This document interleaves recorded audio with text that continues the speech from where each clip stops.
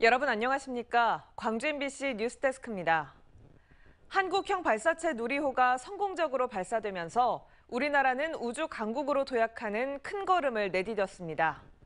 새로운 국내 독자 기술은 우주 분야의 민간 수요를 큰 폭으로 늘리고 전남 고흥을 중심점으로 하는 우주 산업 생태계를 활성화할 수 있는 좋은 계기가 될 것으로 전망됩니다.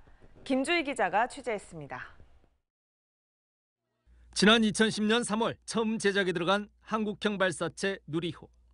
발사에 성공한 총 길이 47.2m 크기의 누리호는 전체 80%를 차지하는 탱크와 엔진 등 극한의 기술력이 적용된 개발 사업에만 2조 원에 가까운 사업비가 투입됐고 300여 개 국내 기업과 500여 명의 연구 기술진들이 참여했습니다. 특히 이번 누리호의 핵심은 바로 발사체 기술입니다. 누리호의 발사체는 지난 2013년 발사에 성공했던 나로호와 달리 100% 순수 국내 기술력이 적용됐습니다. 누리호 1단과 2단에 적용된 75톤급 중대형 액체 엔진은 전 세계에서도 스스로 만들 수 있는 나라가 6개 국가에 불과합니다. 이번 누리호의 발사 성공을 통해 국내 우주항공 기술 역량을 한 단계 더 끌어올릴 수 있는 큰 계기가 된 것으로 평가되고 있습니다. 정부는 특히 누리호의 이번 발사 성공이 시작점이 돼 민간 기업이 주도하는 우주산업 생태계를 더욱 활성화하고 앞으로 14년 동안 한국형 위성 항법 시스템 사업을 통해 8개의 위성을 쏘아 올릴 예정입니다. 또 앞으로 발사체 성능을 더욱 고도화해 달 착륙선 발사 사업 등에도 착수할 계획입니다. 8월에는 최초의 달 궤도선 다누리를 발사하고 국제 유인 우주 탐사 사업 아르테미스에도 참여하면서 대한민국의 우주 개발 역량을 계속해서 키워 나가겠습니다.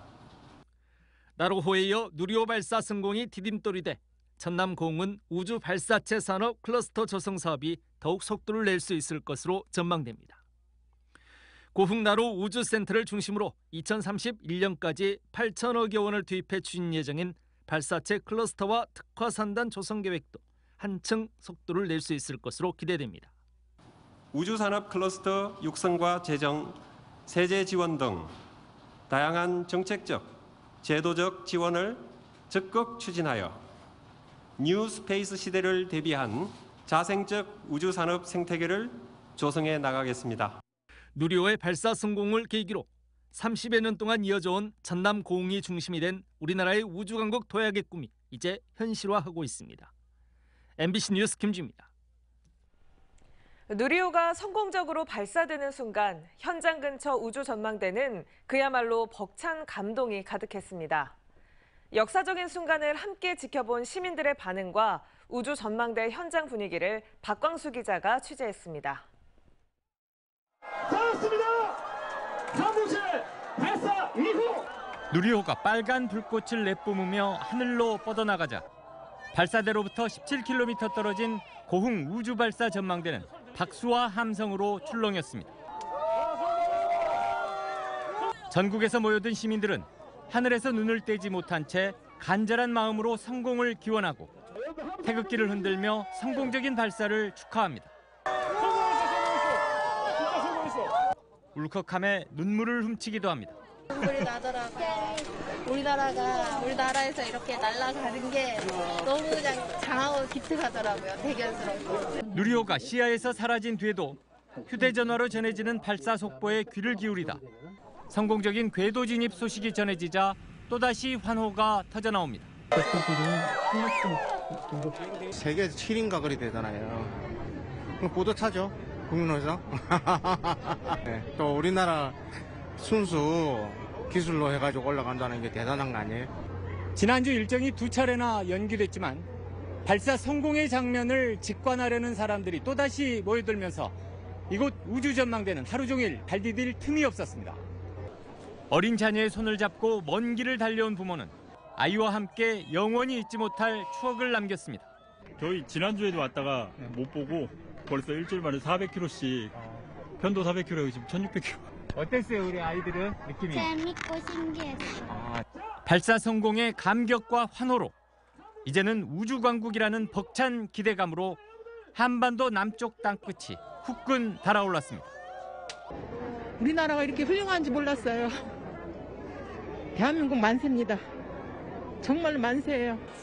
MBC 뉴스 박광수입니다.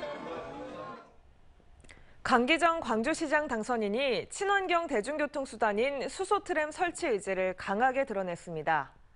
일단 농성역에서 챔피언스필드까지 연결하는 구간을 우선적으로 설치한다는 구상인데 송정근 기자가 실현 가능성을 따져봤습니다.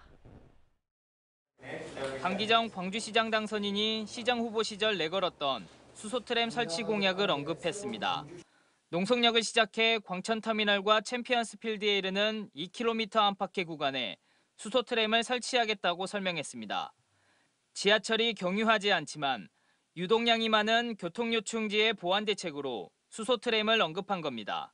그 친환경 수소를 통해서 수소트램을 운행해보자, 시범해보자 이런 계획을 가졌던 거죠.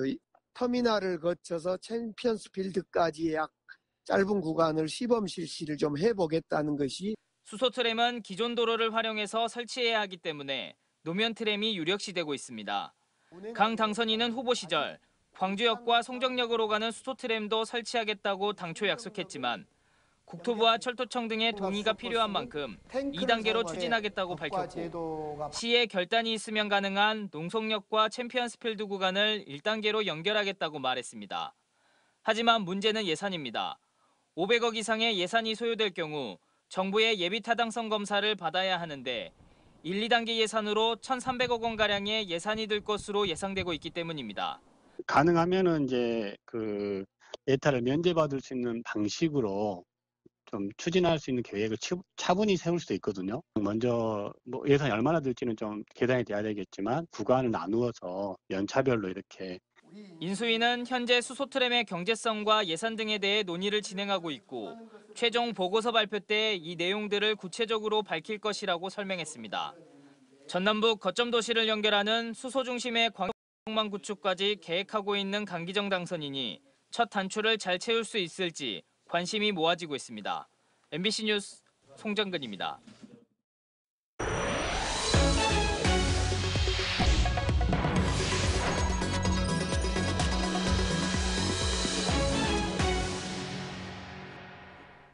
코로나19로 중단됐던 외국인 계절 노동자 고용이 시작돼 농어촌의 인력난을 덜어주고 있습니다. 하지만 5개월 한시적인 고용 형태에 머물러 농어가의 근본적인 인력난을 해소하는 데는 한계가 있습니다. 신광하 기자가 보도합니다. 전남 완도 앞바다의 다시마 양식장입니다. 여름 수확기를 맞아 전복 먹이용으로 사용하는 다시마 수확이 한창입니다. 다시마 발을 크레인으로 끌어올리면 크기에 따라 잘라내는 작업은 필리핀 노동자들이 맡습니다. 지방정부 간 협약에 따라 5개월 한시 취업 비자를 받아 입국한 이들입니다. We work here for 5 months tourist visa, and after that, our boss, Mr. Kim, tell us that on November we're back again here. 올 상반기 외국인 계절 노동자 배정 인원은 전남 1,130명 등 전국적으로 11,550명에 달합니다. 코로나19 확산으로 지난 2020년 127명, 2021년 343명이 배정된 것과 비교하면 33배 이상 증가했습니다. 외국인 계절 노동자 고용이 본격화되면서 일손 부족에 허덕이던 농어가는 경영비 부담을 덜게 됐습니다. 인력비를 하루에 15만 원씩 주었어요. 그런데 지금 전애들은 10만 원도 안 들어가죠. 예. 훨씬 효율적이죠. 그러나 계절적 수요가 아닌 전복 가두리 양식 등 연중 생산하는 작업장에는 외국인 계절 노동자를 투입할 수 없습니다. 또 5개월 단기 고용에 그쳐 숙련된 업무를 맡기기 어려운 점은 한계로 작용하고 있습니다. 사실상 그 근무 기간이 5개월로 짧기 때문에 인력난 해소에 상당히 어려움이 있습니다. 그래서 앞으로는 좀 더 한 2, 3년 정도 근무할 수 있는 그런 고용 허가를 받은 그런 외국인 근로자가 좀 필요한 실정입니다. 자가격리와 입국 제한 완화 조치가 이어지면서 외국인 계절 노동자 도입을 요구하는 농업 현장의 목소리가 높아지고 있습니다. MBC 뉴스 신광하입니다. 광주경찰 직장협의회 회장단이 경찰권 견제 방안으로 나온 행정안전부 내 경찰 관련 지원 조직 신설에 대해 철회를 촉구했습니다. 광주경찰 직장협의회 회장단은 행안부에서 발표된 내용은 과거 경찰 조직을 장악하려 나왔던 경찰국의 부활로밖에 볼 수 없다며 현재 발표된 권고안의 폐기를 요구했습니다. 행안부 장관 자문기관인 경찰제도 개선 자문위원회는 경찰권 견제를 위한 방안으로 행안부 내 경찰 관련 지원 조직 신설을 권고했습니다. 광주 도시철도 2호선 공사 과정에서 붕괴 사고가 발생한 주택을 공공주도로 철거하는 잠정안이 나왔습니다. 광주시와 동구에 따르면 관계기관 대책회의에서 자치단체가 비용을 들여 해당 주택을 철거하고 주민 안전을 확보하는 방안이 잠정적으로 결정됐습니다. 수습안 협의와 별도로 붕괴 인과관계를 규명하는 사실조사는 진행될 예정입니다. 한편 도시철도 2호선 건설 현장과 약 10m 떨어진 해당 주택에서는 지난해 11월 담장이 무너지는 사고가 발생한 바 있습니다. 광주 MBC 담양 LP 음악충전소의 개관을 앞두고 광주 MBC와 담양군이 업무 협약을 체결했습니다. 협약에 따라 광주 MBC와 담양군은 각각 담양 LP 음악충전소의 전반적인 운영과 행정적, 재정적 지원을 맡아 LP 충전소를 담양군의 새로운 복합 문화 공간으로 자리매김시키기 위해 함께 노력하기로 했습니다. 광주 MBC가 소장한 LP와 CD 3만 5천 장을 핵심 콘텐츠로 삼고 있는 담양 LP 충전소는 담양 원도심 재생 사업의 하나로 추진됐으며 최근 건물이 완공된 데 이어 올해 말 정식 운영에 들어갈 예정입니다. 국민의힘이 전남에서 무소속으로 당선된 기초단체들과 잇따라 만남을 추진해 관심을 끌고 있습니다. 조수진 국민의힘 최고위원은 지난 지방선거에서 무소속으로 당선된 노관규 순천시장 당선인과 정인화 광양시장 당선인을 내일 만나 현안을 청취하고 지원 방안을 논의합니다. 앞서 지난 14일에는 박홍률 목포시장 당선인을 만났고 앞으로 강진과 영광, 무안, 진도군수 당선인 만남도 추진할 예정입니다. 국민의힘 측은 무소속 기초단체장의 경우 집권 여당과의 긴밀한 조율이 필요하다며 접촉을 늘리는 등 관계 설정에 주력하고 있습니다.